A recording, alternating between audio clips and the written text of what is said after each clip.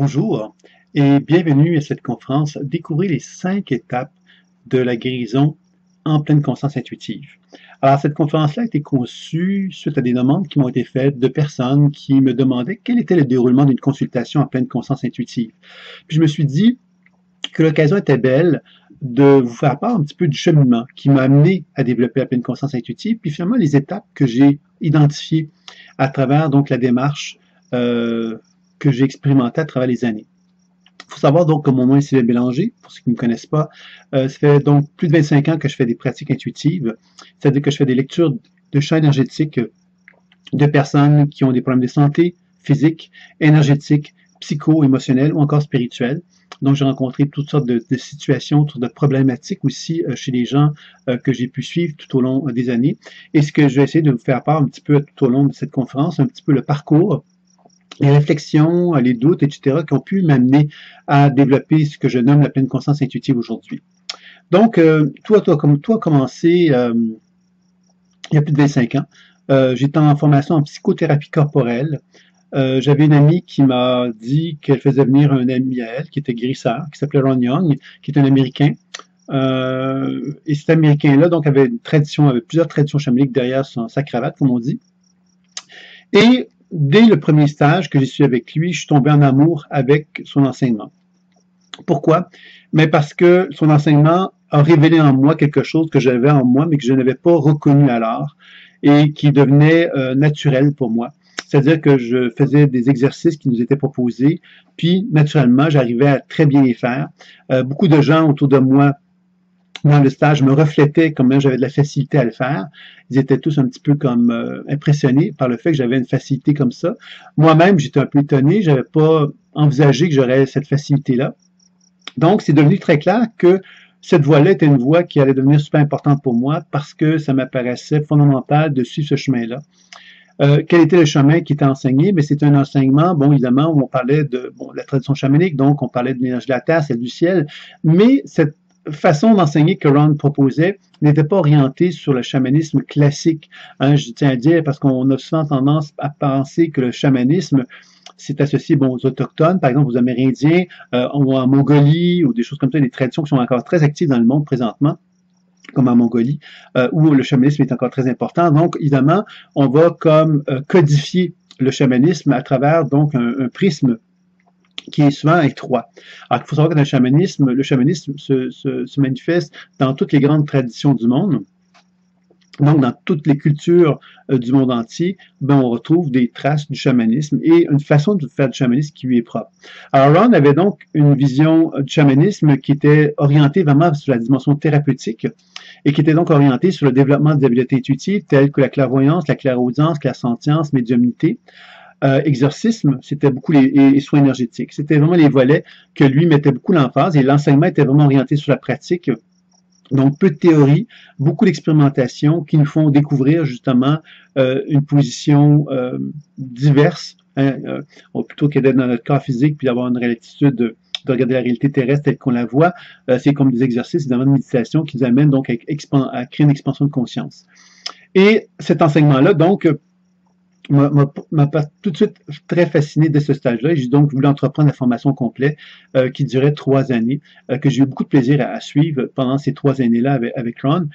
Puis, après ces 3 années-là, j'ai comme constaté que j'avais fait le tour, puisque la formation était finalement complétée. Et lui-même, Ron, nous disait bien qu'il nous avait donné tout ce qu'il savait, puis que maintenant, c'était à nous de faire notre propre chemin, puis que c'était notre chemin, notre voie, etc.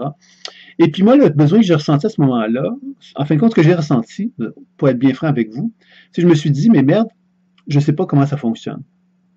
Ça fait 3 ans que je suis quelqu'un, ça fait 3 ans que je développe des habiletés intuitives, ça fait 3 ans que je trouve ça extraordinaire et merveilleux tout ce qui se passe dans ce cadre de cette formation-là. Et finalement, je ne sais toujours pas comment fonctionne le processus. Alors moi, ça m'a amené après ces 3 années-là à me dire, je ressentais le besoin, en fin de compte, d'aller comprendre. Il faut savoir que dans ma vie, l'élément de compréhension a toujours été très important. J'avais une formation, donc j'avais été suivre des enseignements dans la mode. Alors, vous allez me dire que ça peut tellement de rapport, mais souvent, on fait des choses qui nous intéressent, mais qui sont pas nécessairement rapport. Donc, avant d'aller en psychologie, j'avais été dans la mode. Et dans la mode, j'avais énormément, donc, c'est un monde qui me fascinait aussi.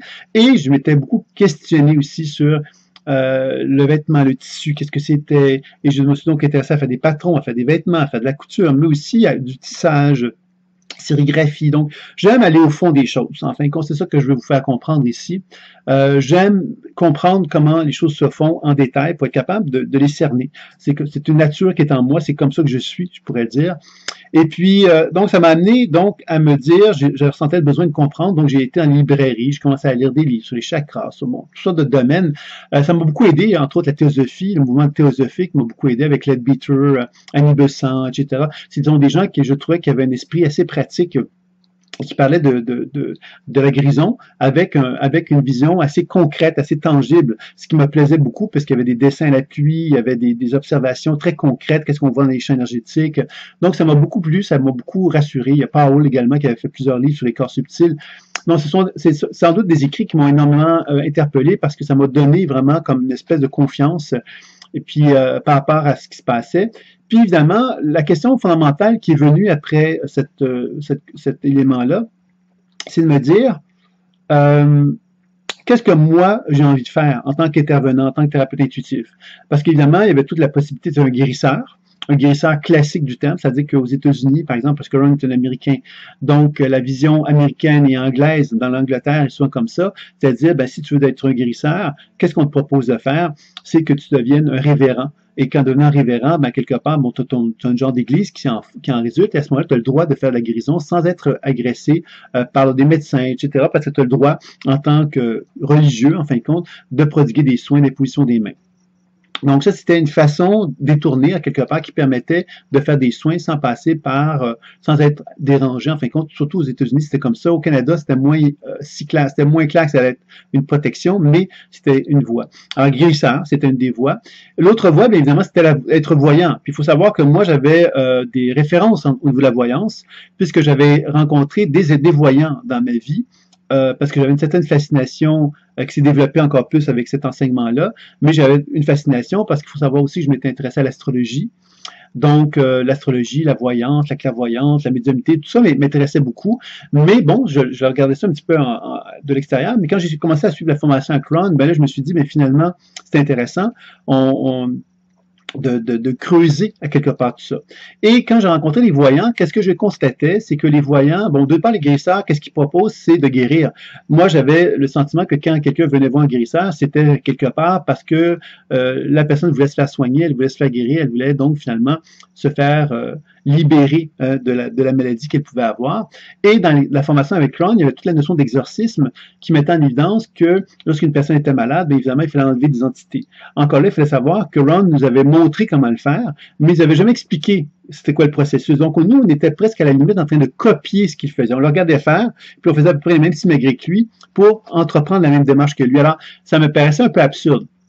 Donc, ça m'a pris beaucoup de temps, quelques années quand même, pour arriver à bien cerner ce que c'était que les entités, etc. Puis ça, je vais y revenir dans un deuxième temps. Mais là, ce que j'ai en train de vous présenter, c'était la confusion que j'avais après cette formation-là, parce qu'il y avait le guérisseur qui avait cette espèce de position de guérisseur. Je vais te guérir, je vais t'enlever tes entités, je vais équilibrer ton énergie. Et pour moi, ce modèle-là ne me plaisait pas parce que quand je me suis intéressé à comprendre ce que je faisais, ben, l'exorcisme ou la notion de soin, le guérisseur, la position de guérisseur ou la position d'exorciseur n'était pas satisfaisante au niveau de la compréhension. J'avais besoin d'aller plus loin que ça. J'avais besoin de comprendre, de combiner une compréhension de qu'est-ce que je perçois intuitivement, donc de qu'est-ce que c'est que la clairvoyance, la clairaudience, la clairsentience, la médiumnité, d'une part, qu'est-ce que c'est que l'exorcisme, qu'est-ce que c'est que les soins, et j'avais envie de faire une combinaison de tout ça. Et quand j'allais voir maintenant les voyants, quelque part, eux ne prodiguaient pas de soins comme tels. On s'assoyait devant eux et ils nous disaient un certain nombre de choses qu'ils avaient perçues. Ce que j'avais observé à travers les divers voyants que j'avais rencontrés, puis les diverses personnes qui ont été voir les voyants aussi, c'est cette position que les voyants avaient quelquefois de se dire, ben, je vois des choses que tu vois pas, donc, tu vas t'asseoir, puis moi, je vais te dire ce que je vois, puis après ça, tu vas t'en aller, tu vas me payer, tu vas t'en aller, puis tu es chanceux d'avoir reçu l'information, puis faisant quelque chose, faisant pas quelque chose, je m'en fous. La porte est là, maintenant au revoir. C'était un peu le sentiment que ça donnait. OK, je dis pas que c'était nécessairement ça que les gens faisaient, mais j'ai été voir plusieurs voyants, puis il y avait beaucoup cette attitude un peu d'une distance.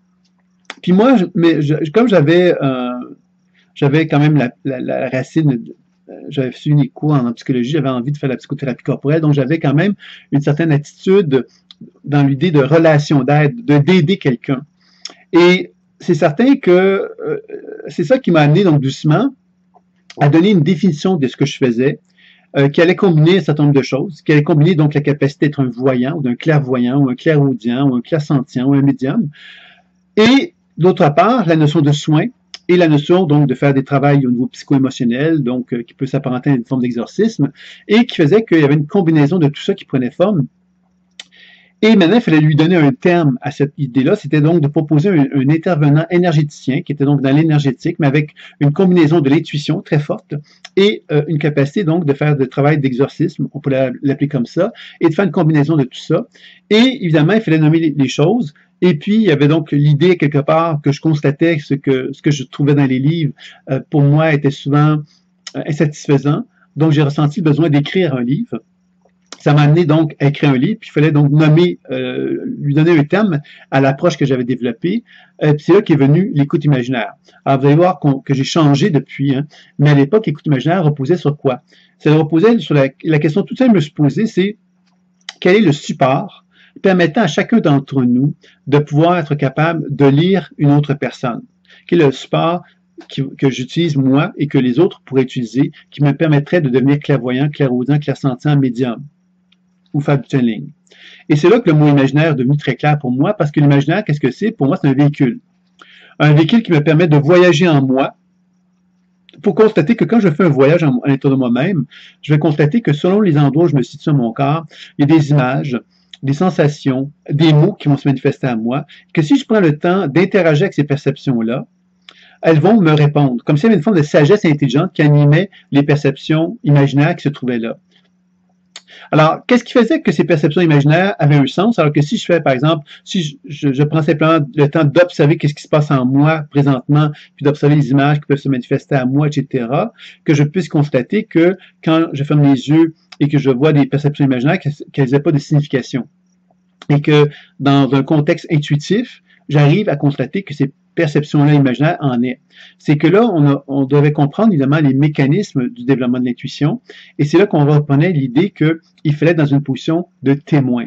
La position de témoin est importante, puisque la position de témoin, c'est en fait, dans la tradition chamanique, la pratique de l'enracinement qui prépare ça.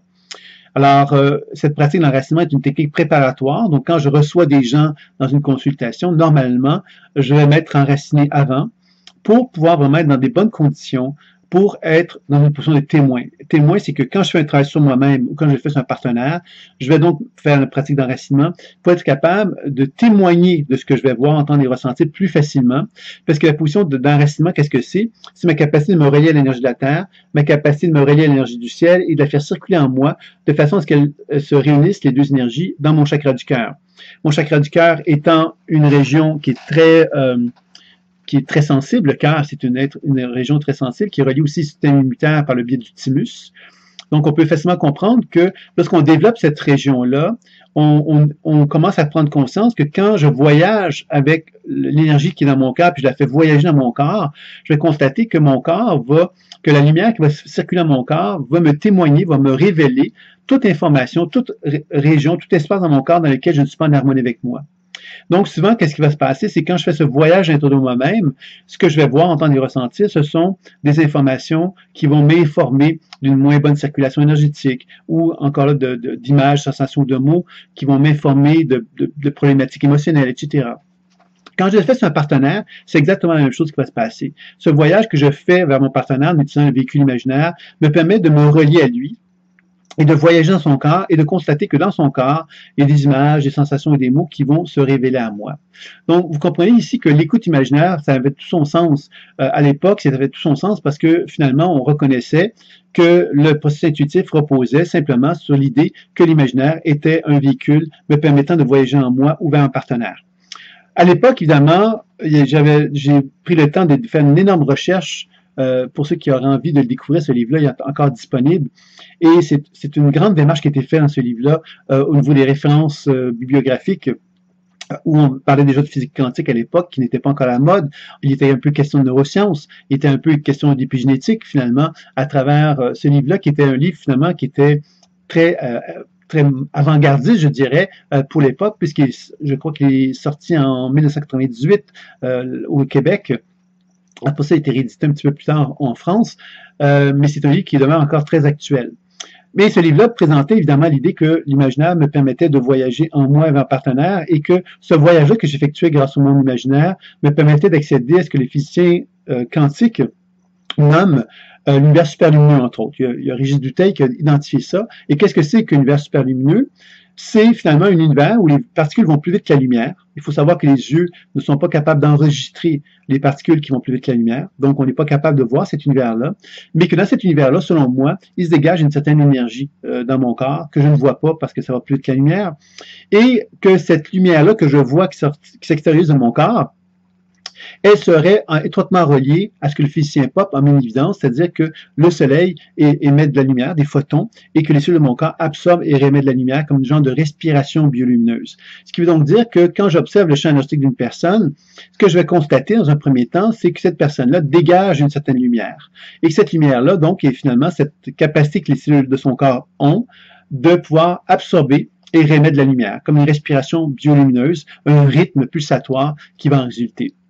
Et dans ce sens-là, bien évidemment, cette idée de présenter donc un soin qui était relié donc à cette notion d'écoute imaginaire mettait en évidence évidemment que je pouvais recevoir une personne que j'allais installer sur une table de massage, je vais la mettre à ses pieds, et j'allais simplement prendre le temps de faire un voyage dans son corps en utilisant le véhicule imaginaire. Et ce voyage-là allait me permettre donc d'aller chercher de l'information, puisque quand j'allais voyager dans le corps de mon partenaire, j'allais capter des images, des sensations et des mots qui allaient émaner de lui, et que par le fait que je puisse discuter avec ces perceptions-là, je pouvais donc arriver à une compréhension des messages que le corps de mon partenaire souhaitait me communiquer, et ensuite je pouvais lui transmettre en mots, lui décrire ce que j'avais vu, entendu et ressenti, et je lui demandais une confirmation.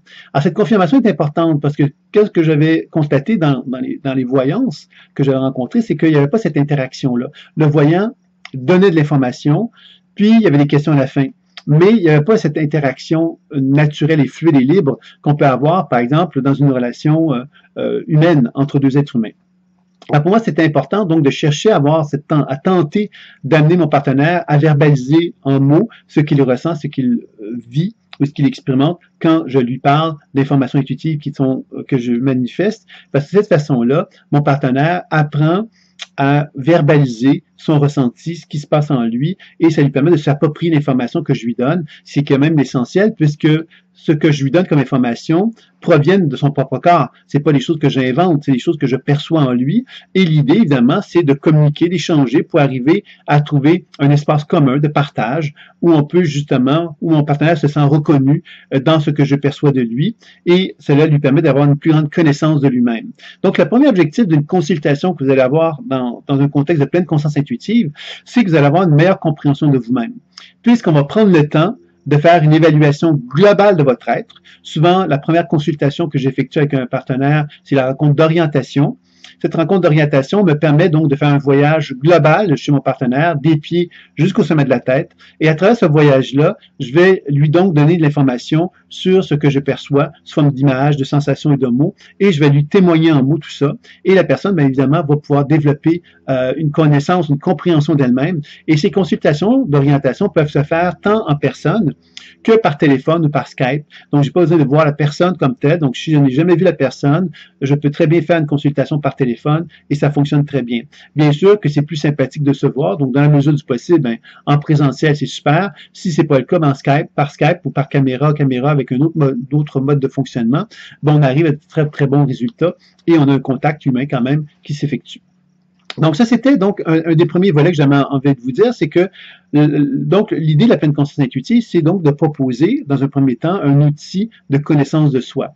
Cette connaissance de soi, elle repose sur quoi? Ben, elle repose d'une part sur le fait que mon corps de chair et d'os est animé par de l'énergie. Qu'est-ce que c'est que l'énergie? On l'a vu tout à l'heure. Les cellules de mon corps absorbe et émet de la lumière. Donc, mon corps est un être de lumière. C'est un corps de lumière. Et ce corps de lumière-là, quand je voyage à l'intérieur de celui-ci, je vais constater qu'il y a donc peut y avoir des ondes moins lumineuses que d'autres.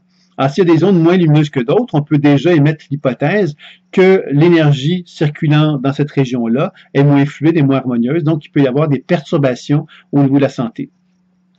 Quand j'ai pratiqué pendant quelques années, il y a quelqu'un qui est venu me voir et qui m'a dit, écoute Sylvain, je te fais confiance énormément, mais là, je constate que tu n'as pas rien vu de mon problème de santé que j'ai eu par la suite, et je suis un peu déçu.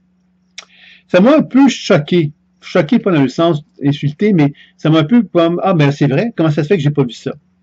Et puis, finalement, en étant bien humble, en prenant le temps de reconnaître la réalité, j'ai dit, mais c'est peut-être normal que je le perçoive pas parce que j'ai jamais développé d'expertise concernant le corps physique, concernant la chair, les os, concernant comment le corps fonctionne. J'avais jamais pris le temps parce que moi, dans ma démarche intuitive, dès le début, ce que j'avais comme facilité, c'était de voir des personnages dans les champs énergétiques. Et ça, je vais vous expliquer un petit peu plus de quoi il s'agit avec ces personnages-là. Mais c'était ça que je voyais naturellement. Donc, pour moi, un organe, des cellules, tout ça, c'était un univers qui était presque inconnu. Mais quand il m'a dit ça, je me suis dit, elle a raison, ça serait sans doute bien que je cherche à développer cette habileté-là, que je cherche à développer une expertise autour du corps physique. Alors, il s'est avéré que j'ai donc eu la chance de suivre une formation assez complète en anatomie, en physiologie, en pathologie, qui faisait partie d'un cursus de formation assez importante dans le milieu de la médecine douce. Donc, j'ai pu suivre ce cursus-là complètement et ça m'a amené donc à avoir une meilleure compréhension du corps humain. Et cette meilleure compréhension du corps humain, qu'est-ce que ça m'a apporté? Mais ça m'a donné donc l'opportunité à découvrir que plus je connaissais ce corps humain-là, mais plus j'arrivais à donc aider les gens dans un contexte de santé énergétique et physique. C'est-à-dire que je pouvais faire un voyage dans le corps d'un partenaire et je pouvais donc comprendre la réalité énergétique de ces problématiques. Je pouvais constater les problématiques au niveau du foie, etc. Ça, c'était un élément qui était très important, donc de découvrir l'anatomie, la physiologie, la pathologie. Ça m'a fait comprendre une chose, c'est que quand on veut développer son habileté intuitive, on doit se donner les supports, la représentation, on doit développer une représentation imaginaire, justement, de la réalité sur laquelle on veut travailler. Alors, cette réalité qui sont les organes, les systèmes du corps humain, ben, c'est important de la développer pour être capable de la reconnaître, pour être capable de la développer, pour être capable de la cerner. Alors ça, c'était un élément bien important qui a été développé dans mon cheminement. L'autre élément qui est important par rapport à la santé, c'est que j'ai eu la chance, j'avais une compagne qui a étudié la médecine chinoise.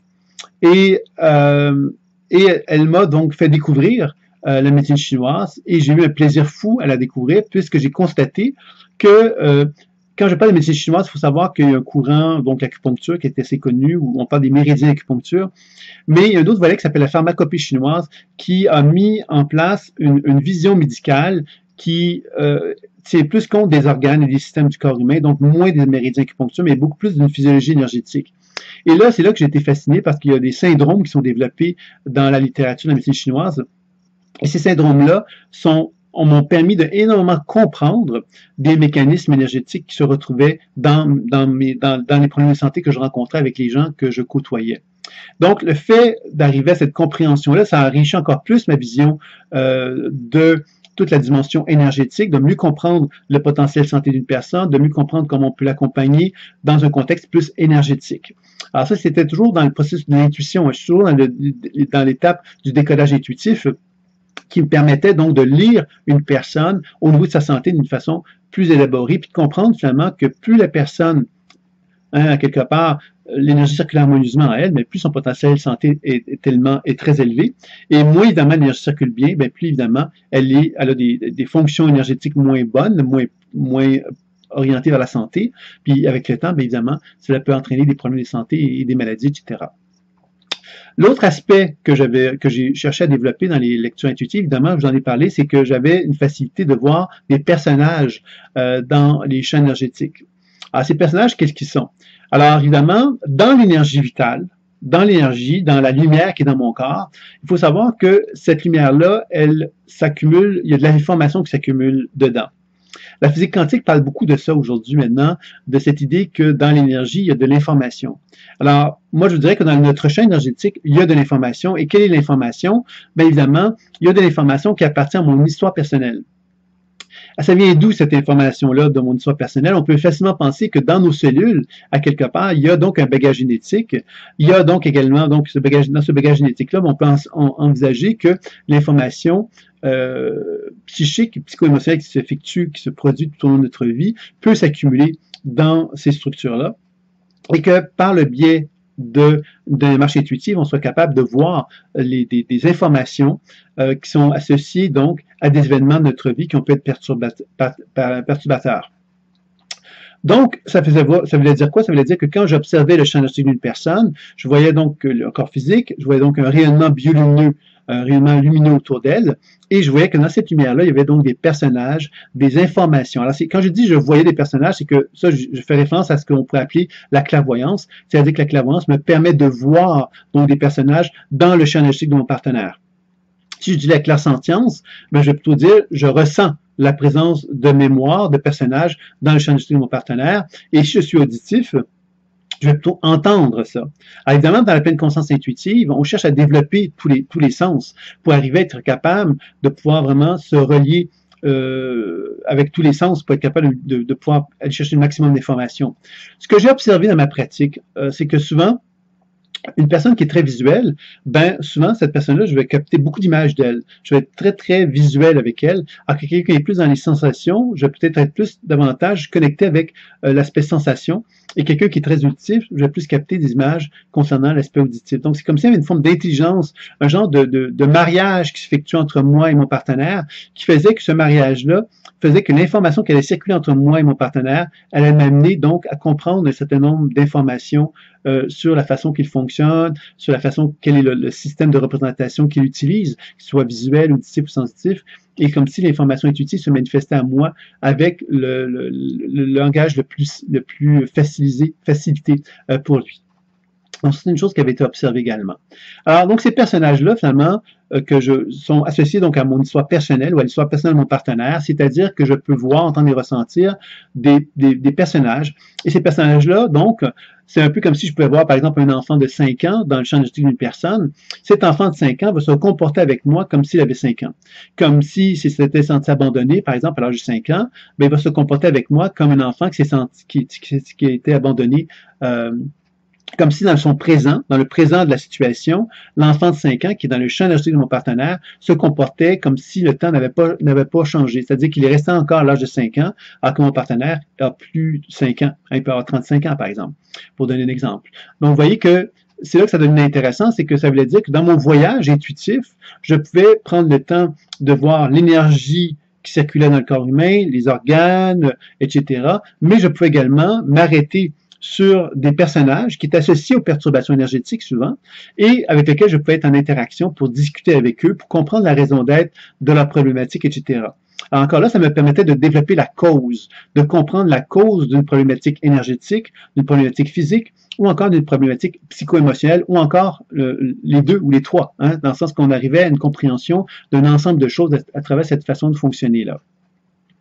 L'autre, dans ce même esprit de voyage, ce que j'ai constaté dans la pratique, c'est que quelquefois, il apparaissait des mémoires qui n'appartenaient pas à l'histoire personnelle de l'individu. Par exemple, je pouvais apparaître, un arrière-grand-père apparaître avec un certain message à donner à mon partenaire, par exemple. Donc, ça voulait dire que ce grand-père-là ne fait pas partie de l'histoire personnelle de l'individu, c'est-à-dire que et l'individu n'a peut-être même jamais connu ce grand-père-là ou cet arrière-grand-père-là, mais il est présent dans son champ énergétique et il a donc de l'information à lui transmettre.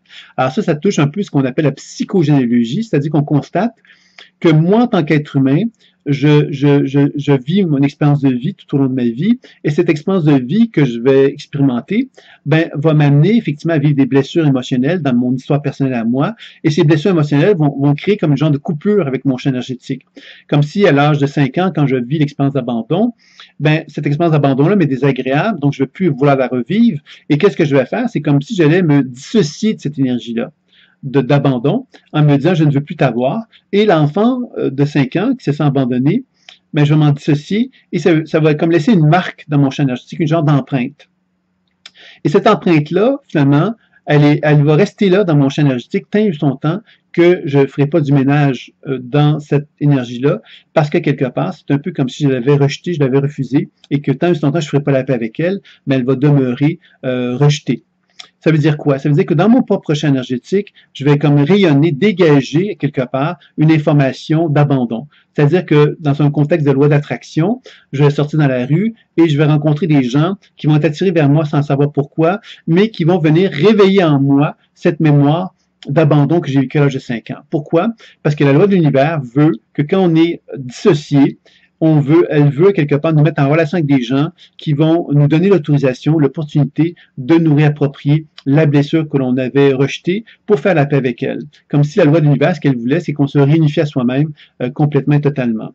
Et que quand on parle de mémoire familiale, ben, le phénomène de mémoire familiale, donc de l'arrière-arrière-grand-père, par exemple, qui peut être présent dans mon propre champ énergétique, ben, pourquoi il est présent? Ben, parce que cette fameuse loi d'attraction va me dire, ben, que j'ai sans doute à faire la paix, que l'univers veut que je fasse la paix avec mes ancêtres et que mes ancêtres fassent la paix avec moi.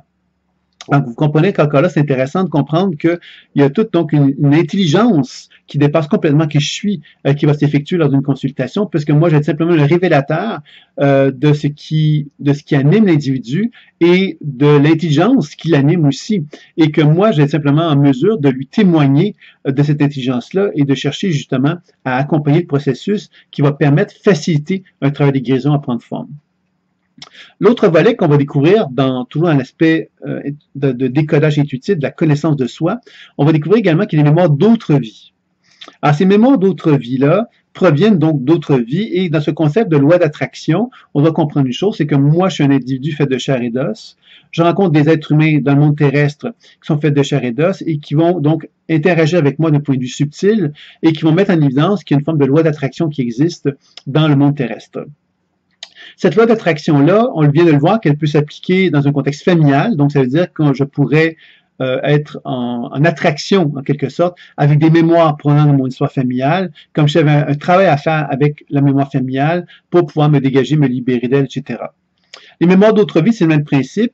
Je peux reconnaître que moi, dans mon bagage émotionnel qui est en moi et énergétique, je peux être en résonance avec des mémoires provenant d'autres vies.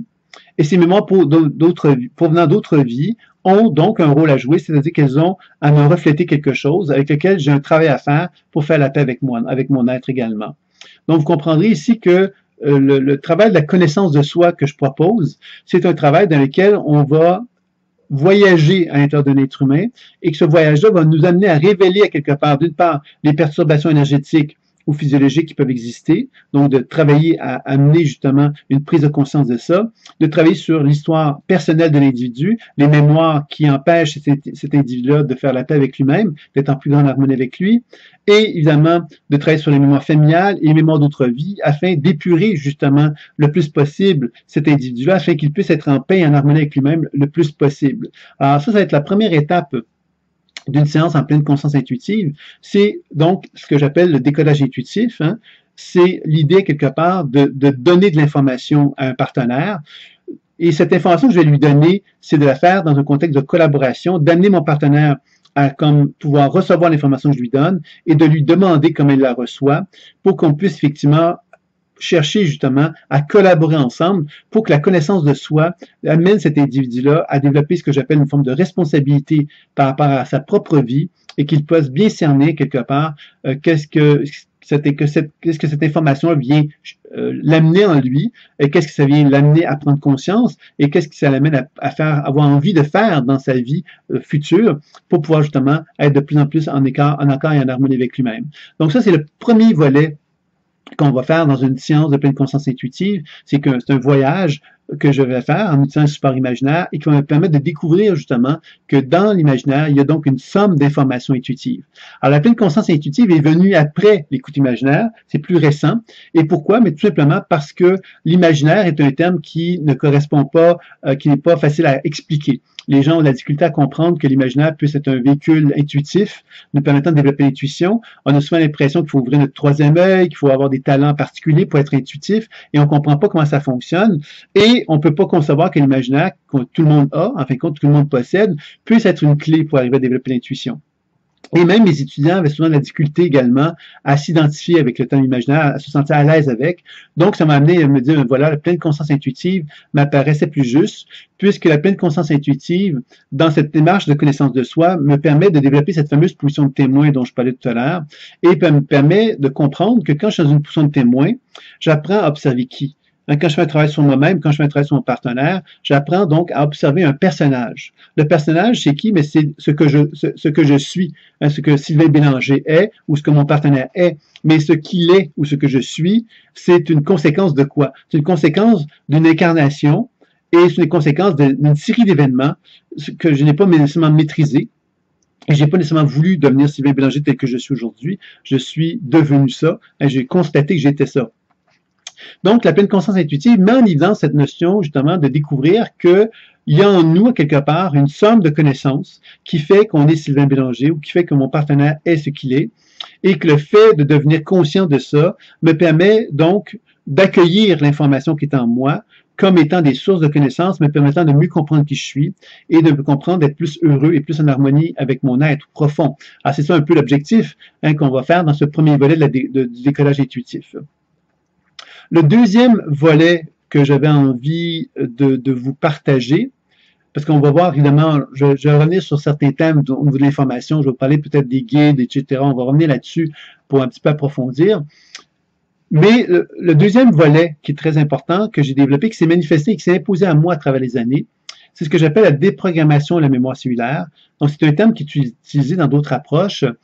De quelle façon que j'ai découvert cette façon de travailler-là, c'est que j'ai constaté que quand on est un voyant, quand on est un intuitif, quand on observe le champ intuitif d'une personne, on peut très bien dire à la personne, je vois ça, je vois ça, je vois ça, je vois ça, je vois ça, je vois ça, je vois ça, je vois ça. On peut témoigner de plein d'informations à notre partenaire. Et on peut s'arrêter là, puis dire, ben voilà, c'est ça l'information que j'avais donnée, merci, au revoir. Ça a été comme un constat. C'est un constat intuitif, je dirais. Et ce constat intuitif-là, j'ai appris à constater qu'il n'était pas suffisant dans une démarche intuitive pour la simple raison qu'on peut, à tout moment et à tout instant, interagir avec notre partenaire et de lui donner tout ce dont il a besoin dans l'instantanéité pour amener des transformations à se faire dans les programmations mémorielles qui peuvent être présentes dans son champ énergétique. Par exemple, je reprends l'exemple de l'enfant de 5 ans qui se sent abandonné. Ben, je pourrais très bien dire à un partenaire que je vois un enfant qui se sent abandonné, c'est pour ça que lui-même se sent abandonné, c'est pour ça que lui-même a vécu l'abandon dans telle circonstance, telle circonstance, telle circonstance. Ça pourrait être un constat. Maintenant, la déprogrammation, ce qu'elle va faire, c'est qu'elle va me donner l'opportunité d'aller voir cet enfant-là de 5 ans et de lui dire qu'est-ce que je peux faire pour t'aider dans l'immédiat et donc, par la puissance de l'intention, de lui donner tout ce que elle me demande, cette énergie-là, pour se transformer, pour ne plus être dans l'expérience justement de l'abandon. Et qu'est-ce qui va se passer? Et qui est magique d'ailleurs, c'est que j'ai constaté que dans ce processus-là que je vais faire, il va y avoir une transformation des perceptions et je vais découvrir que l'enfant qui était abandonné, qui avait 5 ans, bien, plus je lui donne ce dont il a besoin et plus il me permet de voir l'émergence d'une nouvelle facette de cette personne-là que je n'avais pas vue jusqu'à maintenant parce qu'elle était dissimulée derrière la souffrance de l'abandon et que plus je la déprogramme et plus je constate que cet enfant-là qui se sent abandonné à l'âge de 5 ans, bien que quand on le déprogramme, quand on le libère de sa programmation, ben elle donne accès à mon partenaire à un potentiel évolutif qu'il n'avait jamais reconnu alors. Par exemple, un grand pouvoir d'affirmation, de faire en sorte qu'il devienne justement une personne publique, qui a envie justement de faire des conférences. Je donne un exemple qui ferait que, à quelque part, ce serait une personne qui serait très reconnue par tous. Alors évidemment, vous comprendrez que quand on regarde l'enfant qui se sent abandonné, on ne voit pas ce potentiel-là. On ne voit simplement que la blessure émotionnelle d'un enfant qui s'est senti abandonné. Quand on déprogramme, on donne accès à des ressources créatrices, à des ressources évolutives qu'on n'était pas en mesure de voir parce que justement, on était un peu prisonnier du regard qui était figé justement de l'abandon. Donc la déprogrammation de la mémoire cellulaire, le grand intérêt de ça, c'est qu'on reconnaît que rien n'est figé. Et que quand on entreprend une action thérapeutique sur un partenaire, ce qu'on cherche à faire, c'est de rétablir les flots énergétiques en lui, de façon à ce que ce qui était figé puisse se défiger et qu'on puisse effectivement découvrir le potentiel évolutif de notre partenaire. Alors ça, c'est un élément bien, bien important parce que dans le travail intuitif, bien souvent, on va se limiter à ce qu'on observe et on va négliger cette notion de déprogrammation qui est vraiment importante puisqu'elle permet d'amener une notion positive et évolutive à ce qu'on va percevoir d'un partenaire. Par exemple, je pourrais dire à quelqu'un, je vois que tu es censé abandonner à l'âge de 5 ans et s'entraîner plein d'abandon dans ta vie, et on pourrait s'arrêter là. Maintenant, si on est capable de pouvoir dire, mais maintenant, quand je déprogramme, ce que je constate, c'est que dans ta déprogrammation, ce que je constate, c'est que cet abandon-là t'a permis de faire un grand deuil sur beaucoup d'attentes que tu avais envers les gens et que ces grands deuils-là t'ont permis, quelque part, de te permettre aujourd'hui, en tout cas, de te réapproprier un certain pouvoir sur ta propre vie où tu reconnais justement que tu as enfin le courage, la foi,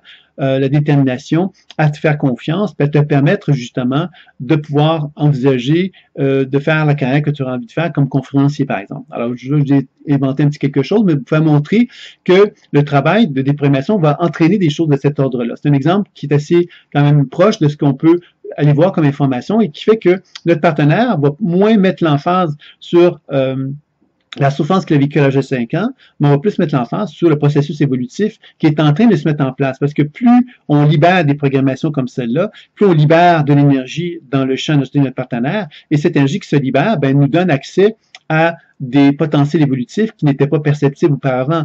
Donc, quand je témoigne en mots de ces potentiels évolutifs à un partenaire, ce que je suis en train de lui dire, c'est que je suis en train de lui dire que je lui témoigne une transformation, puis une progression, puis une évolution qui n'était pas perceptible au début du soin et que l'on est en train d'observer et qu'on est en train d'amplifier en les nommant. Et que si mon partenaire les accueille, il les reconnaît positivement, ben ça va faciliter encore plus le travail de déprogrammation à prendre forme. Donc, c'est pour ça d'ailleurs que les consultations sont souvent enregistrées, que moi je conseille fortement l'enregistrement, puisqu'un enregistrement va permettre à un individu de pouvoir prendre le temps d'être à l'écoute, donc de l'information qui est transmise tout au long de la consultation et de pouvoir la réécouter à son propre rythme, le nombre de fois qu'elle le veut, qu'elle le souhaite, pour parvenir justement à l'intégrer en profondeur.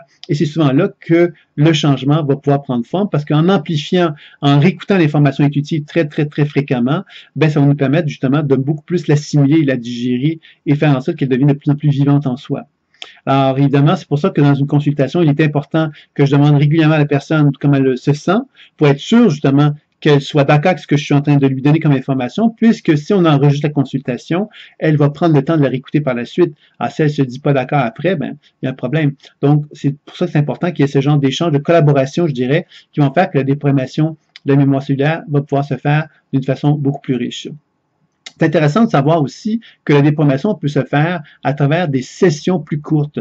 Par exemple, on peut faire, moi, des fois, je propose 5 sessions de déprogrammation qui vont se faire à l'intérieur d'une heure. C'est-à-dire que je vais faire une déprogrammation aujourd'hui, une déprogrammation demain, une déprogrammation dans 3 jours, ainsi de suite. Donc, ce type de travail-là qui se fait par petites branches, par petites étapes de 20 minutes à peu près, de 12 minutes plutôt, excusez-moi, va faire que la personne, justement, va pouvoir finalement être suivie dans un travail de déprogrammation dans lequel on va, chaque fois qu'on va faire un petit soin de 12 minutes à peu près à chaque jour, on va constater quelque part que la personne, en faisant ce travail-là, on nourrit sa déprogrammation, on favorise justement ce travail d'émergence des potentiels créateurs chez elle et ça permet donc de pouvoir faire un travail subtil qui va faciliter ça. Puis comme c'est enregistré, bien évidemment, la personne peut écouter l'enregistrement et elle peut donc prendre le temps de réécouter régulièrement pour favoriser encore une fois cette déprogrammation-là. Alors pourquoi on va le faire d'une façon répartie dans le temps comme ça?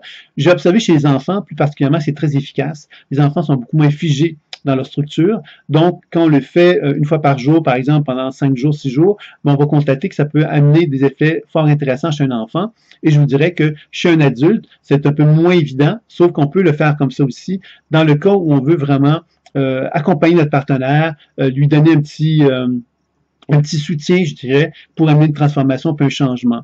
Alors, une consultation, c'est beaucoup d'informations souvent. Donc, souvent, une rencontre d'orientation qui va être proposée. Puis après ça, cette série de 5 consultations de déprogrammation et de soins qui vont s'effectuer, qui vont permettre justement un travail d'intégration à pouvoir prendre forme. Ça peut être une façon de procéder également qui peut être fort intéressante. Donc, ça, c'était pour la déprogrammation. Donc, la déprogrammation va consister justement à donner à des informations qui animent le champ diagnostique d'une personne tout ce dont elles ont besoin pour justement se déprogrammer, se libérer, pour pouvoir justement permettre une meilleure fluidité à prendre forme. Et on va le faire évidemment sur les mémoires habituellement, qui peuvent être associées donc à des mémoires personnelles, à des mémoires d'autres vies, des mémoires familiales, bien sûr, ça va être beaucoup là-dessus qu'on va travailler, mais aussi on peut travailler sur la déprogrammation avec des organes, même au niveau cellulaire, de cette façon-là aussi.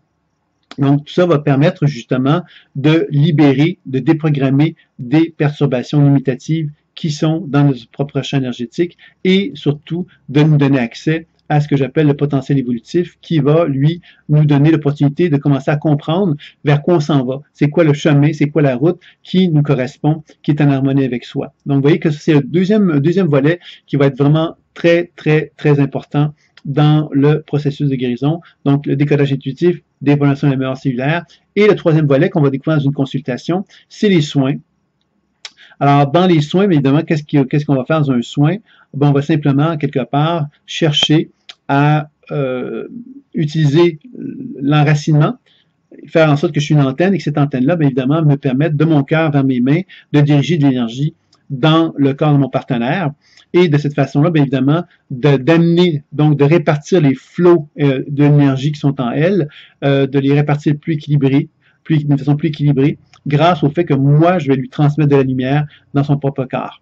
Alors évidemment, quand on fait ça, on peut le faire à l'aveugle, c'est-à-dire de ne pas savoir trop qu'est-ce qu'on fait, c'est-à-dire j'envoie de la lumière, mais je ne sais pas trop qu'est-ce qui se passe, ou on peut le faire en pleine conscience intuitive, c'est ce que moi je cherche à préconiser, bien sûr, c'est-à-dire que pendant une session, je vais faire décodage intuitif, déprogrammation et soins, pour m'assurer justement que mon partenaire va pouvoir bénéficier d'un soin énergétique tout en étant attentif aux diverses informations intuitives qui vont émaner à mesure que j'équilibre l'énergie vitale de la personne, et également les diverses mémoires qui pourraient émerger, que je vais chercher à déprogrammer de la même façon, pour amener donc un travail de plus en plus en profondeur, pour que le soin soit le plus riche possible, puisque vous avez compris, le soin va donc être un soin, je vais donc soigner la personne d'un point de vue énergétique, mais à l'intérieur du même soin, je vais déprogrammer ses mémoires, et je vais faire un décodage intuitif. Donc, vous avez une somme d'informations qui ressort d'une consultation, qui touche la notion de soin, mais qui touche également, évidemment, une somme de compréhension qui vont enrichir votre vision du monde. Et ça peut être évidemment bien intéressant de pouvoir envisager cela. Donc, c'est ça un petit peu la pleine conscience intuitive. Hein. C'est donc être capable d'observer le personnage qui anime notre champ énergétique, le champ énergétique de notre partenaire, de comprendre que ce personnage-là est une conséquence, en fin de compte, de la vie, et que notre partenaire est en partie responsable de ça, mais il est également obligé à quelque part de reconnaître qu'il est ça. Et évidemment, le travail va consister à faire l'harmonie avec ce qui on est, pour être capable justement de se rendre responsable de ça, et être capable de comprendre de quelle façon, de mieux se comprendre par le biais du décodage intuitif, de pouvoir arriver à faire de la déprogrammation pour justement libérer les mémoires figées, les mémoires perturbées, et ensuite de rétablir les flux énergétiques pour amener une circulation énergétique à prendre forme d'une façon de plus en plus importante. Donc, vous voyez, ça, c'est le troisième, on pourrait dire ça comme ceci, la troisième étape vraiment, vraiment, vraiment très importante qu'on va chercher à mettre en évidence dans une démarche de pleine conscience intuitive. La quatrième démarche qu'on va chercher à faire, c'est une démarche justement d'accompagnement. Alors, l'accompagnement va se faire sous deux formes, en fin de compte. L'accompagnement va se faire dans un premier temps dans l'idée qu'une personne peut être chargée émotionnellement parlant d'un contenu émotionnel. Par exemple, moi, je fais un soin, je fais un travail de décodage, je fais un travail de déprogrammation, mais ce que je constate, c'est que la personne, elle est figée. Elle est bloquée par quelque chose qui est en elle et elle ne parvient pas à le débloquer. Alors, moi, je fais un certain type d'action, mais je vois que mon partenaire n'arrive pas justement à lâcher prise. Alors, qu'est-ce qui va être fait à ce moment-là? Il y a des exercices, des techniques que je vais proposer à mon partenaire pour pouvoir justement faire un travail d'approfondissement concernant cela. Donc, je vais l'inviter justement à projeter, hein, on va dire comme c'est ça, utiliser donc le véhicule imaginaire pour pouvoir faire un travail d'introspection. Alors, moi, je vais l'accompagner dans un voyage où lui-même va aller explorer son propre corps et je vais donc l'inviter à faire un travail de décodage, de déprogrammation de soins, des mêmes éléments que j'utilise, mais dans ce cas-ci, je vais l'accompagner, c'est-à-dire que je vais le conseiller de faire des choses et je vais l'accompagner pour que lui apprenne justement à faire des actions par lui-même pour justement se décharger de certaines sommes d'émotions qui peuvent être en lui. Alors, ce type de travail est très puissant parce qu'évidemment, il permet de libérer des émotions qui sont congestionnées en soi pour permettre à notre partenaire de pouvoir justement trouver un plus grand équilibre à l'intérieur de lui. Alors, cette étape-là va être une étape vraiment importante parce qu'elle va nous donner l'opportunité d'expliquer à notre partenaire que maintenant, on a fait un certain chemin. Le certain chemin, c'était en tant que mère maternelle, pourrait-on dire. On va donner beaucoup à notre client les premières étapes des consultations pour que notre consultant, effectivement, soit capable de se sentir plus fort, plus solide, plus riche, plus capable de faire face à la vie, parce qu'on va avoir pris soin de lui. Donc, il va être très passif dans cette étape-là. Puis la deuxième étape, c'est qu'on va commencer à le rendre conscient qu'il pourrait devenir participant. Donc, on va commencer effectivement à lui proposer des actions, par exemple de décharge émotionnelle, comme je viens de décrire, ou encore des fois, on va l'inviter justement à se rendre compte qu'à l'intérieur de lui-même, il y a donc une certaine responsabilité dont il commence à prendre conscience. Puis, on va peut-être l'inviter justement à commencer à reconnaître qu'il y a à l'intérieur de lui des ressources créatrices, des potentiels de guérison qui sont en lui, et on va l'inviter justement à chercher à les faire émerger à travers des techniques comme celle que je viens de proposer, ou encore des techniques que j'appelle l'activation intuitive des ressources créatrices, qui est une technique dans laquelle on va chercher simplement à amener notre partenaire à reconnaître ses ressources créatrices, un peu comme dans une forme d'hypnose, mais dans lequel je vais prendre le temps de demander simplement au corps de mon partenaire de me montrer le chemin de la guérison. Et ce qui est beau dans cette expérience-là, c'est que en demandant au corps de nous montrer le chemin, le corps nous montre le chemin, et moi, en mots, je vais simplement décrire à la personne le chemin de la guérison qui prend forme, et ça va être enregistré encore une fois, et la personne va donc lui avoir accès à des ressources créatrices, des ressources guérisseuses, qui se sont manifestées tout au long de cette activation-là, et elle va pouvoir ensuite la réécouter par la suite dans le confort de son chez-soi. Donc, vous voyez, ça peut être un autre élément qui va être très intéressant, qui va amener notre partenaire, donc tout doucement, à développer une autonomie qui va lui permettre de se réapproprier un certain pouvoir dans sa propre démarche. Puis, encore là, qu'est-ce qui est important à savoir, c'est que moi, dans cette démarche-là, je l'encadre, puisque je l'accompagne dans une démarche de guérison. Il n'est pas abandonné, il n'est pas laissé à lui-même. Je cherche justement à l'aider à pouvoir cheminer dans cette voie-là. Donc ça, c'est une autre démarche qui va être fort intéressante dans le processus intuitif.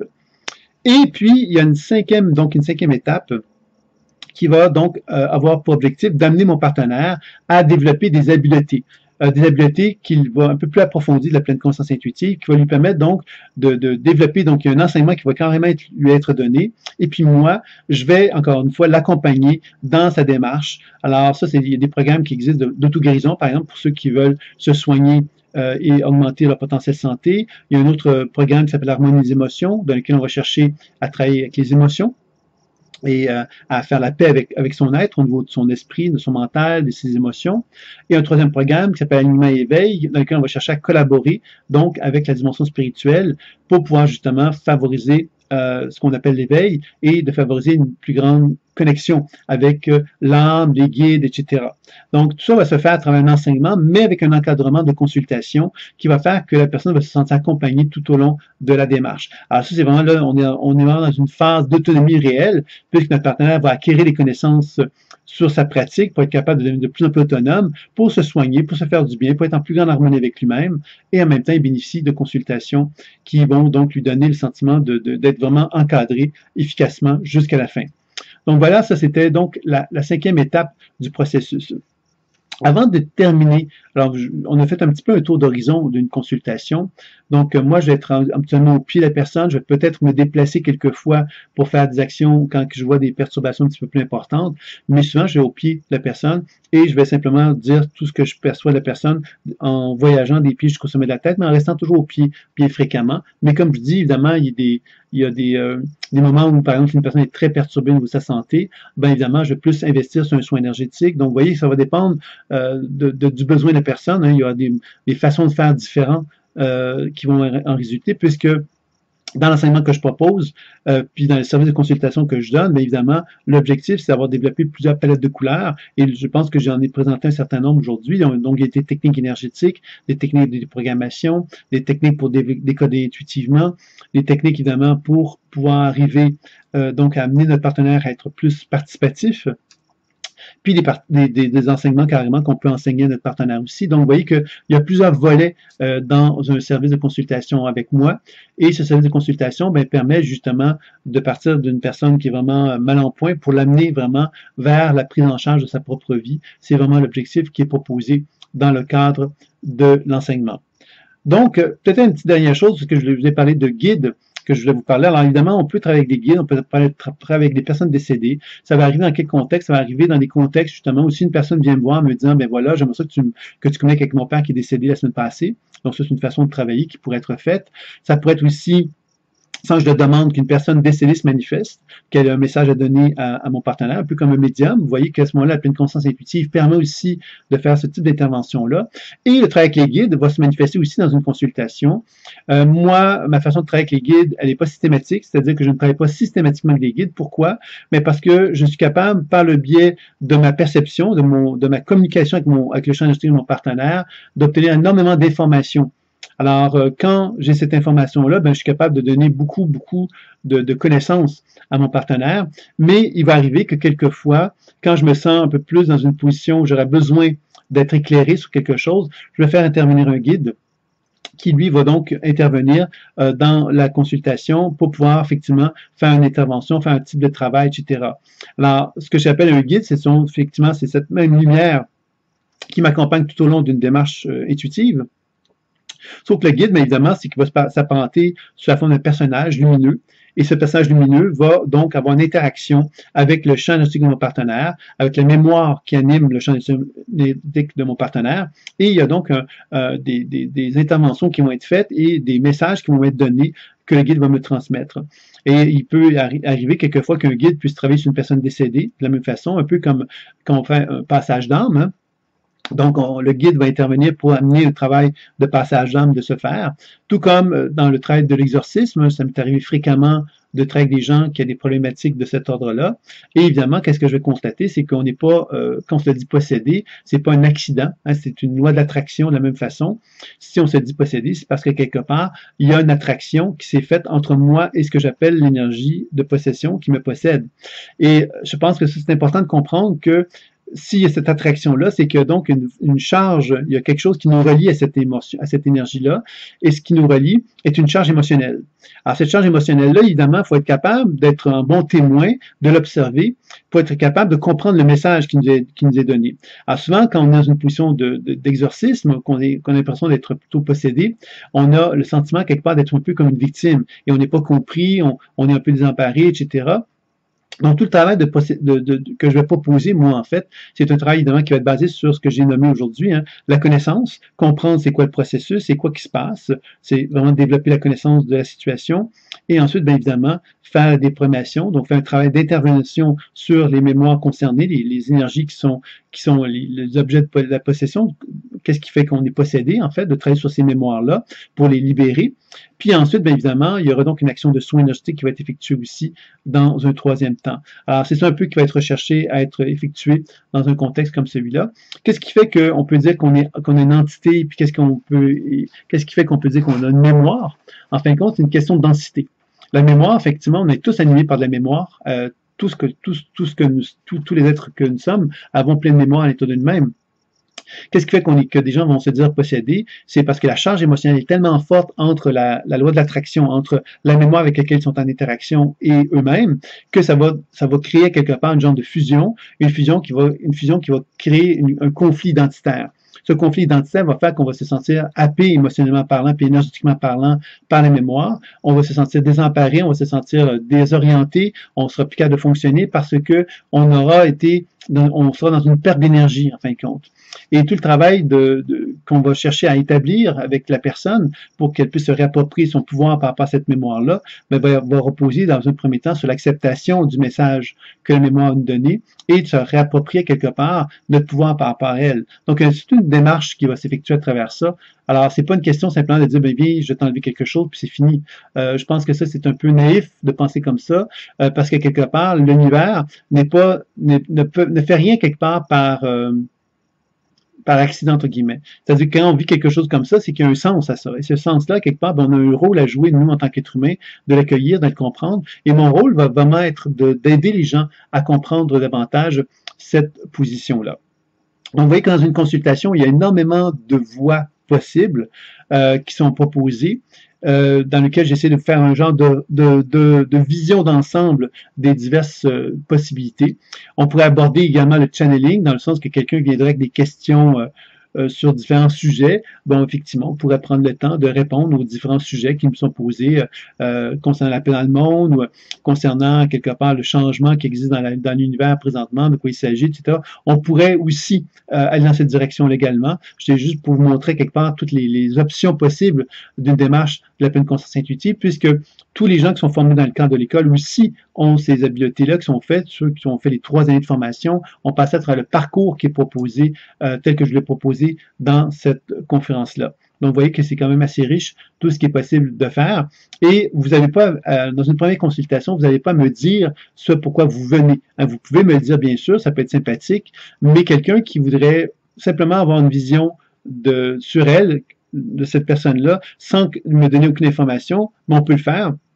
Parce qu'à quelque part, c'est intéressant aussi, et ça vous permet donc d'aller chercher une confirmation, parce que le sens d'une consultation comme celle que je propose, c'est, dans un premier temps, d'amener la foi. C'est-à-dire que si moi je vous connais pas, et que je fais une lecture intuitive sur vous, et que vous êtes capable de me dire, je suis complètement d'accord avec tout ce que tu m'as dit, ben, quand vous êtes capable de dire ça, c'est que vous avez reçu une confirmation de qui vous étiez. Cette confirmation va enchérir votre être et va vous donner une plus grande stabilité autour de vous-même, puis un plus grand sentiment de certitude et de confiance. Et ça, je pense que c'est très important de comprendre, à quelque part, ce que cette richesse-là peut apporter dans la vie, parce qu'on a la foi en nous, ben ça vient nous enrichir intérieurement d'une capacité de se faire confiance et d'aller à toute vitesse dans la direction qu'on se donne, parce qu'on a reçu une confirmation. Donc, vous voyez que ça, c'est un élément très important du type de travail que je fais, d'aller chercher une confirmation.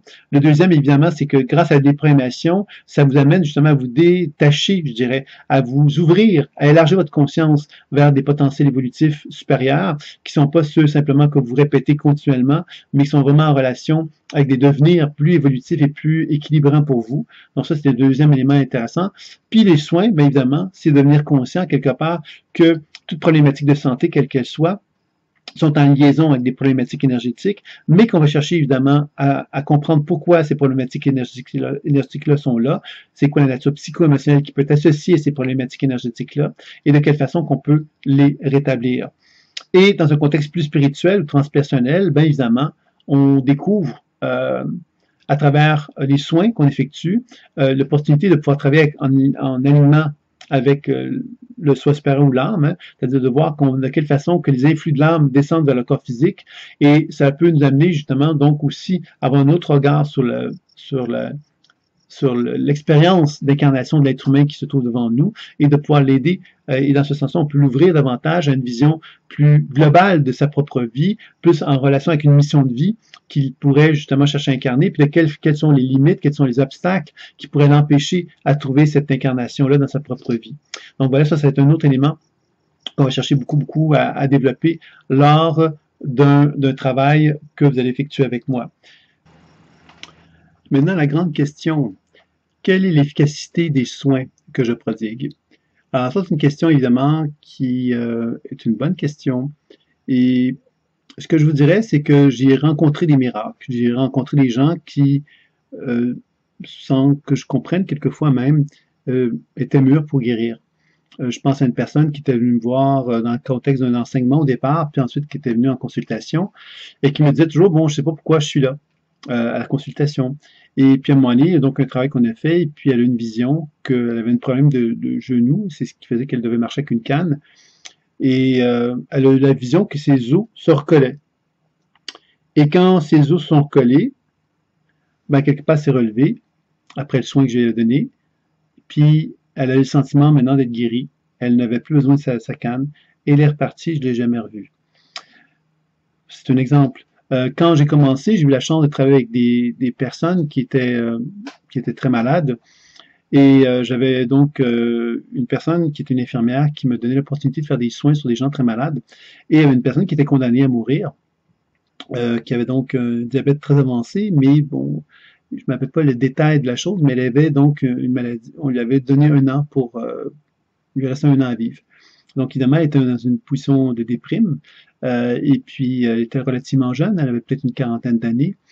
Et puis, donc, on a commencé à faire des soins sur elle. Il y en a eu 3 soins que je lui ai donnés. Et à chaque fois que le soin a eu lieu, il y a eu des réactions physiologiques importantes. Sauf que comme il y avait une infirmière qui était là et qu'elle était encadrée médicalement parlant, ben l'infirmière qui était lui disait bon ben évite de prendre des médications, même si c'est des montées de fièvre, on va t'encadrer, on va s'assurer que tu es ok, qu'il n'y a pas de danger, mais essaie de prendre des médications, d'éviter de prendre des médications pour l'occasion du soin. Et donc, il y a eu des montées de fièvre à chaque occasion, etc. Il y a eu des grosses réactions, mais à chaque soin, il y avait des grandes étapes positives qui en résultaient. La première, elle était toujours couchée, donc après le soin, elle s'est mise sur sa chaise, une chaise roulante, parce qu'elle n'était pas, elle était trop faible pour pouvoir marcher. Et après ça, le deuxième soin, ben, grosse réaction encore une fois, puis là, s'est mise à devenir de bonne humeur.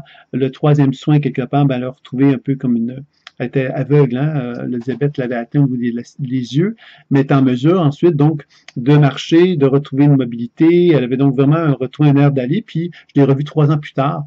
Et elle pétait le feu, elle pétait toujours de très, très bonne humeur. Donc, on avait pu constater vraiment que, euh, qu'il y avait eu du mieux, là, qui en était résulté très concrètement de cette personne-là. J'ai eu la chance de travailler beaucoup avec des gens qui avaient des problèmes de douleurs chroniques aussi, et j'ai constaté que les soins avaient énormément d'impact sur les gens qui ont des douleurs chroniques. Même comme j'avais la chance de collaborer avec une infirmière, on constatait que si on comparait les médications, qu'est-ce que l'impact thérapeutique, l'impact au niveau de la douleur, de la médication versus l'impact d'un soin, mais c'était vraiment impressionnant, même qu'il y avait une clinique de la douleur à l'époque qui était là, qui a voulu comprendre un peu ce qui se passait parce qu'ils étaient vraiment étonnés de constater l'impact positif qu'un soin pouvait avoir par rapport à des médications qui étaient données. Donc, ça, c'était vraiment quelque chose d'assez intéressant aussi qui était là. Puis j'ai constaté aussi qu'il y a des gens qui étaient très mal en point, qui étaient atteints d'arthrite rhumatoïde, des choses comme ça. Je pense à un homme qui était un ingénieur, puis qui n'était pas croyant du tout. Et puis on se parlait comme ça, et puis à un moment donné, il me dit qu'il dormait pas, il n'arrivait pas bien à dormir, il était pas confortable et tout ça. Puis je dis si vous voulez, je peux vous faire une patente. Une patente, c'est un peu comme un soin que je te juste les genoux. Je restais à peu près peut-être 1 minute et demie, c'était vraiment pas long, mais je faisais juste une action thérapeutique que je faisais, que j'ai reçue d'une Française, dans une graisseuse française que j'ai beaucoup aimée, et qui s'appelle France Blanchette. Et j'ai beaucoup aimé parce qu'elle était vraiment l'expression, autant Ron avait un aspect très droit, très grand, très mystérieux, autant qu'elle était très accessible, elle prenait de bon vin, une vraie française, quoi, avec la cigarette et tout, et puis mais en même temps, elle faisait des soins qui m'ont donné des clés. Et je faisais donc un soin qui était une forme de technique d'élévation vibratoire, en fin de compte, mais simplement le fait de faire ça, cette personne-là dormait mieux, elle avait moins mal, etc. Donc, elle m'appelait régulièrement pour que j'y fasse cette patente-là, justement, ce petit soin qui durait peut-être 1 minute et demie, en fait, peut-être même moins, hein, et ça lui faisait un grand bien à quelque part cette personne-là. Donc, vous voyez, ça a été un premier contact que j'ai avec des gens qui étaient donc avec des problématiques de santé, puis j'ai constaté que on peut avoir des impacts vraiment, vraiment très, très, très, très importants. Alors, à l'état d'une consultation, les résultats peuvent être très variables. J'ai vu des gens qui, après un soin, ont eu des transformations positives énormément importantes au niveau de la santé, qui ont eu il me semblait me dire qu'ils étaient guéris de certaines problématiques qu'ils avaient vécues, que ce soit au niveau de fibromes, que ce soit quelque part de kystes qui disparaissaient, que ce soit quelque part de mieux-être global dans leur santé qui en résultait, etc. Donc, j'ai vécu, ça c'est assez fréquent, ce genre de situation. Alors, dans une seule consultation, des fois, ça peut arriver, donc on peut arriver à des très, très bons résultats, très positifs et très évolutifs au point de vue de la santé. Au point de vue psycho-émotionnel, c'est encore beaucoup plus fréquent parce qu'évidemment, la consultation, la rencontre d'orientation, elle sert de faire un genre de bilan d'évaluation. Donc, elle nous permet de faire un tour d'horizon d'où est-ce qu'on en est notre cheminement de vie vers quoi on tend. Et souvent, les gens vont après une consultation, vont sentir un mieux-être, un plus grand calme, une plus grande clarté, un sentiment plus positif vis-à-vis d'eux-mêmes. Il y a plein d'éléments positifs qui vont ressortir d'une consultation, d'une rencontre d'orientation qui vont ressortir très, très fréquemment. Comme évidemment, là, je viens de vous présenter des éléments très positifs, etc. Bien évidemment, s'il y a des suivis, c'est parce qu'une consultation, quelquefois, n'est pas suffisante pour parvenir à des résultats. Pourquoi? Mais parce que, quelquefois, il y a des éléments qui sont plus figés. Alors, il faut savoir que notre corps, c'est de l'énergie, il y a du sang, on a une physiologie assez complexe, et que si on laisse à quelque part cette physiologie, à quelque part se perturber à long terme, bien évidemment, rétablir cette physiologie-là, lui redonner ce qui est nécessaire pour qu'elle retrouve la santé, ça peut prendre un peu plus de temps. Donc, évidemment, une série de consultations peuvent s'avérer à ce moment-là utiles pour pouvoir permettre au corps de retrouver son équilibre. Alors ça, c'est quelque chose qui va arriver, mais souvent après la première consultation, on fait le point, on évalue c'est quoi les objectifs que notre partenaire peut avoir, puis à partir de là, on peut déterminer, moi je peux faire une proposition, puis si elle veut, si elle ne veut pas, c'est pas grave, mais au moins, elle sait quelque part qu'il y aurait une possibilité d'aller plus loin dans un contexte de service de consultation avec moi par rapport à ça. Donc, j'ai vu donc des gens, par exemple, je pense à des gens qui étaient malades psychiatriquement. J'ai eu la chance de travailler avec des gens comme ça. Encore là, c'était en collaboration avec un psychiatre. Et j'ai eu la chance donc de voir des gens quelque part avoir des améliorations notables de leur santé, même très très notables, qui faisaient quelque part qu'on constatait qu'effectivement les gens retrouvaient une forme d'équilibre assez important et assez rapidement aussi, et pendant une durée de temps assez longue. Il y a eu d'autres gens que j'ai suivis qui étaient avec des types de problèmes comme ça, qui avaient des difficultés peut-être plus importantes, parce qu'ils n'étaient pas encadrés par un psychiatre, pas encadrés par qui que ce soit en fait, mais on a eu à droite des résultats importants également avec ces personnes-là. Donc, vous voyez que les soins, évidemment, on n'est pas là pour faire des promesses. Hein, l'idée, quelque part, c'est que moi, ce que je vous dis, c'est que dans une consultation et dans des consultations, vous allez bénéficier de 3 volets vraiment importants, qui est la déprogrammation, donc dans le décodage intuitif plutôt, excusez-moi, qui va vous donner accès à de l'information intuitive, qui va vous permettre de comprendre. Déjà, c'est en soi quelque chose de très important, cette compréhension-là. Dans le deuxième temps, la notion de déprogrammation qui va vous donner vraiment accès à ce que j'appelle moi vraiment le potentiel évolutif, qui va vraiment vous nourrir dans l'idée de qu'est-ce que vous êtes en train de devenir par rapport à l'expérience dans laquelle vous êtes figé, et le soin qui va vous permettre donc de rétablir l'énergie pour permettre justement à ce qu'il y ait une intégration plus profonde du travail qui est effectué. Donc, vous voyez que c'est vraiment ça qui va être recherché tout le temps dans les soins. Puis, évidemment, ça peut arriver que des gens, après un soin, peuvent revivre des situations d'angoisse, des situations de crise. Ça peut arriver aussi, bien sûr. Il faut comprendre, évidemment, qu'on remet en circulation la vie dans notre corps. Donc, la vie, quelquefois, peut être plus ou moins bien accueillie parce qu'elle est connectée avec des douleurs ou des souffrances qu'on n'est pas en mesure de gérer. Donc, sachez, évidemment, que dans des conditions comme celle-là, je ne vous laisse pas tomber et que je vais évidemment être présent pour vous dans des situations comme celle-ci pour que vous puissiez vraiment retrouver le bien-être le plus adéquatement possible. Mais à 95% des cas, les gens ressentent un bien-être après une consultation et après plusieurs consultations, ressentent un bien-être, ressentent une amélioration de leur santé globale, ressentent donc un sentiment d'être plus en paix et en harmonie avec eux. Donc voilà. Alors, vous avez plusieurs avantages à expérimenter une consultation en pleine conscience intuitive. Alors, c'est un petit peu ce que j'avais envie de vous partager. J'espère que j'ai été clair. J'espère que ça a pu vous intéresser. J'avais donc envie de vous partager le déroulement d'une consultation, mais en vous donnant quelque part une vision un peu plus de mon parcours, du cheminement, des réflexions que j'ai pu avoir tout au long de ma carrière pour en arriver justement à ce que je propose aujourd'hui et ce que je peux faire expérimenter aux gens, puisque c'est ça un peu les terrains, c'est qu'on peut parler longuement de quelque chose, mais je peux aussi le faire expérimenter. J'en suis capable, ça fait plusieurs années que je le fais, donc si ça vous intéresse, vous êtes le bienvenu. Alors, sous le lien, vous avez des invitations, vous avez des prix, etc., qui vous informent un petit peu de ce qui est proposé. Donc voilà, alors je vous dis à très bientôt et au plaisir de vous rencontrer, que ce soit par téléphone, par Skype ou encore en présence. À très bientôt. Au revoir.